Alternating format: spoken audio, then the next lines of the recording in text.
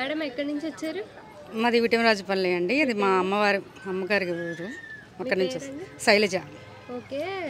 ఈ ఆలయానుకున్న విశిష్టతలు ఏంటి? అలాగే మీకేం మహిమలు కలిగినాయి?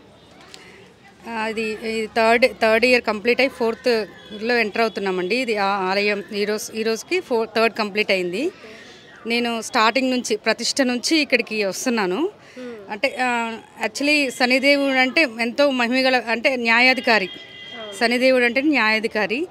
సో మనము ధర్మంగా ఉంటే కంపల్సరీ మన వైపు విజయం ఉంటుంది.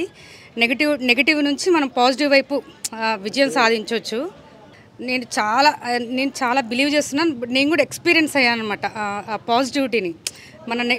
నా వైపు నెగిటివిటీ ఎంతమంది ప్రయత్నాలు చేసినా కొంచెం చెడుగా బ్యాడ్గా ట్రై చేశారు, చాలామంది నెగిటివిటీ స్ప్రెడ్ చేశారు. సో నేను కంటిన్యూస్గా ఎవ్రీ వీక్ ఎవ్రీ సాటర్డే వస్తాను. స్వామివారికి నాకు తోచినంత సేవ చేస్తాను. సో చాలా ట్రస్ట్ అనమాట, చాలా ట్రస్ట్ చేశాను.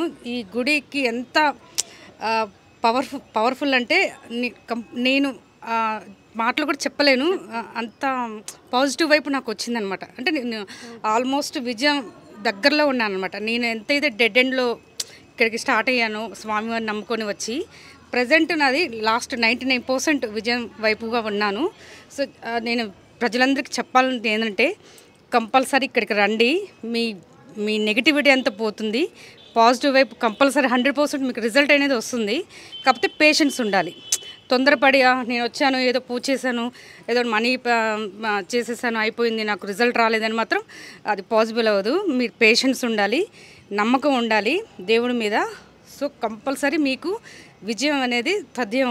నిజంగా నేను చెప్తున్నా, ట్రస్ట్ బిలీవ్ చేయండి. నేనైతే 100% నేను సాధించాను. నా వైపు వచ్చే నెగిటివిటీ అంతా పోయిందనమాట. సో ఆయన నా వైపు ఉన్నారు, ఆ స్వామివారు. నిజంగా చెప్తున్నా, ఐ బిలీవ్. మీ అందరూ కూడా నమ్మండి. Thank you so much.